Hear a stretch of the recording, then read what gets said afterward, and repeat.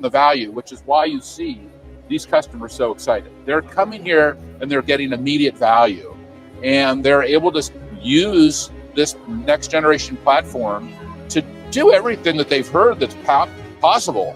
Create an agent is a great example. How do I fine tune an agent? How do I create guardrails for an agent? How do I ground an agent in data? Well, all the data is in the Salesforce platform. All of the metadata is there. The logic is there. The workflow is there. They're just adding agents into their existing workflow. Benioff is the final boss of steak dinners. And I mean, Palantir has been discussing this idea of, okay, like the LLM per se is not really valuable already more than a year ago. Do you remember that Karp interview at CNBC? It's like all the value lies in the convergence between your LLM, your business values, and like the real business. That is where the magic happens. And it seems only now someone is waking up.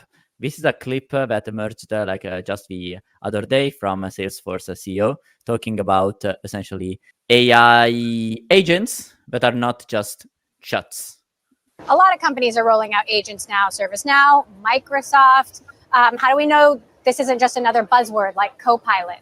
Well, I think and we all know now that Microsoft Copilot is basically the new Microsoft Clippy, that customers have not gotten value from it.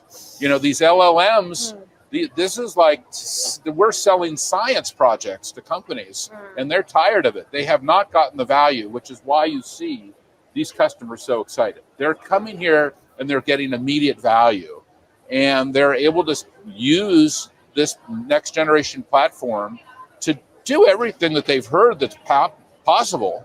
Create an agent is a great example. How do I fine tune an agent? How do I create guardrails for an agent? How do I ground an agent in data? Well, all the data is in the Salesforce platform. All of the metadata is there. The logic is there. The workflow is there. They're just adding agents into their existing workflow. And no one knew it was possible before the show. So we knew that because we hadn't created the product. And now it's so exciting because we've onboarded tens of thousands of customers, and we've convinced them you don't need to DIY your AI. You can just use, and you're going to get the best AI, the highest accuracy, the lowest hallucination rate. Our customers are saying in many cases it's 2x the accuracy of the best models. So is Salesforce the competitor to Palantir that we haven't thought about? Is Benioff going for the throne here? No, so I remember reading in the comments under that video, somebody said, Benioff is the final boss of steak dinners.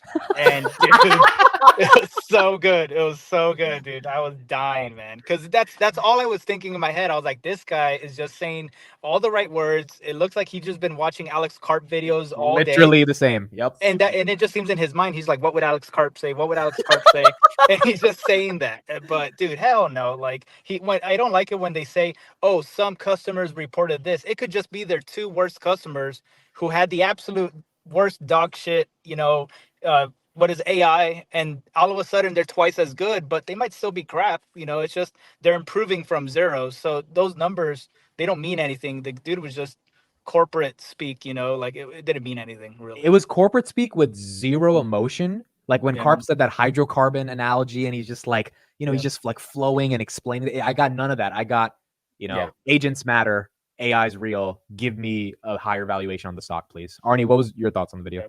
Do you remember when Peter Thiel says, okay, when you start hearing buzzwords, like run away, like that's the kind of vibe I got, because as you mentioned, yes, it was a well-articulated thought, but you can clearly see that that didn't really come from himself. It was like, okay, I'm playing a script that I need to perform because this is what people want to hear. This is what my investors in the board now, or private equities, are pushing me to do, because this is the way, like, Salesforce essentially needs to become a AI company, because that's what makes the company more valuable. So you have all the investors now, activist investors, trying to push Salesforce into that direction, and Salesforce, and especially him, needs to execute if he wants to keep the company there. I think what you mentioned, like the Karp analogy, that it was if you want to do something beyond chat, crucial for your business, that raw knowledge needs to be processed. That hydrocarbon LLM is useless without the processing from AAP, Foundry, and Ontology. So it's not just AAP, it's not just Foundry, it's like the combination of what Palantir has been building that is extremely valuable. And it is not just, oh, you collect the metadata and oh, you can unlock value. Like, that's deep into what Palantir has been building. And it's not just, oh yeah, you put some guardrails here and there. Like, you can clearly see that he's pretending more than delivering. And as Garcia mentioned, maybe there are just a couple of use cases that look good because the starting point was so bad, but that becomes a way to oversell in the same way the C3 AI CEO tries to go stick dinnering with you. You have to choose one: steak dinner with Benioff or a C3 AI guy. I would agree. And if anyone saw his Olin interview with David Sachs, it was so corporate. I mean, you could tell the audience felt like they were being sold to the whole time. It was not exciting, but we'll see. I mean, numbers are going to talk in the next couple quarters. If Salesforce is growing right now, they're at 8%, 20% or something. All right, Agentforce is working, but I mean, think the they numbers are might not for gonna lie. they might for a couple of quarters while customers are still processing the Kool-Aid juice. But I think give it a year and you'll see customers kind of going back to Palantir. You know, they'll be like, hey, you know, sorry, Alex Karp, you know, we're back. So that's You know, fine. this reminds me of when I was in 9th grade. I went up to my debate coach and I quit debate to join the basketball team. Mind you, I ended up having a like very successful career in debate, and I left to be a basketball player. And I came back to start a sophomore year. Mr. Austin was the name. I walked in the room. He was like, "You're back." I was like, "I'm not getting any taller." He was like, "All right." And he embraced me. He's like, because my sister was a good debater, and he knew that, so he thought it ran in the family. And I like abandoned the activity for a year to try to be LeBron. And then I came back, and he's like, "All right, let's get to work." So. But look, do you notice how important it is what the Palantir is trying to achieve now with AIPCon, like what it was FoundryCon back then, having like the leading clients of each vertical to showcase what they do? Because let's put it this way, we are two companies competing for market share. And you know, okay, one company goes with Palantir and I'm done by go with Salesforce on or C3 AI. In 1 year, the value is unlocked or its value is not unlocked. Okay, if Palantir clients then can show, okay, this is the business value that you achieved. We improved our operation by 300%, saving millions. And you're like, we are still trying to implement. We are working with an agent. We are working with an agent right now. It's like that becomes striking evidence that Palantir is truly giving a competitive edge. I like to say that Palantir's advantage is measured by the competitive advantage that it gives to clients. And the more Palantir gives advantages, the more Palantir itself becomes more advantaged because it learns from the best of the best how they deploy software to unlock the business, the most valuable business cases. And that knowledge then enters into the knowledge of Palantir himself. I agree. One thing I want to add is while Salesforce is great with customer relationship management, CRM, right? I mean, they're not really taking into account any of the real things that drive value for a lot of organizations. You could say having AI in your customer relationship management can help, but I think that there's diminishing returns associated with that over time. And really where you're going to see the true step change in value is dealing with engineering problems, dealing with massive amounts of disparate data sets that can truly find new discoveries in medicine and cancer research and all these things that really Salesforce isn't a part of, right? You have to think that they're really focused specifically on a very small subset of data that's really pertaining strictly to customer relationships, whereas Palantir is endless in its capability. It isn't necessarily focused around sales. And in fact, it's probably the worst thing at Palantir is sales, as you guys are well aware of. That's a bad joke. But anyway, if you think about it, nobody's really focusing on specifically customer relationship. They're focusing on, what are the big problems that your corporation is trying to solve and actually removing those obstacles to be able to get it done. The companies are going after two completely different logistics. One is going after trying to implement AI into a very small subset of customer relationship management software. The other is trying to solve the world's problems. Yeah, I would agree. I think there's so many more verticals they can be attacking versus just the customer relationship element that CRM attacks. Go ahead, Arnie. I'd like to share this post. Let me find it.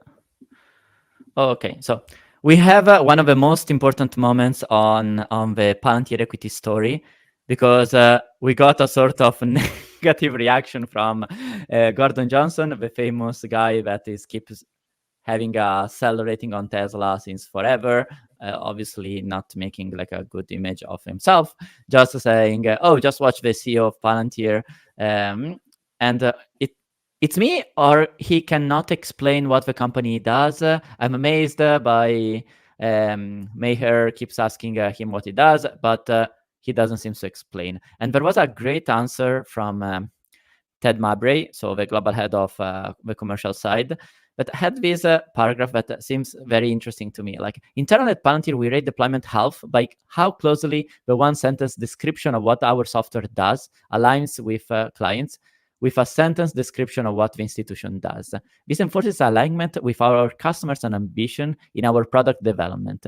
BP produces oil and gas. Our software enables BP to produce more oil and gas more safely and cost efficiently. Airbus manufactures airplane. Our software enables more rapid and robust manufacturing of airplanes. The US military deters and punishes our enemy. Our software deters and punishes our enemies. Note, this is not an analytical platform, data warehouse, etc. The more you define yourself by a narrow capacity, the more parasitic you tuck. Like, that is a sort of boom, because all this software like Salesforce is very defined. Slack is very defined.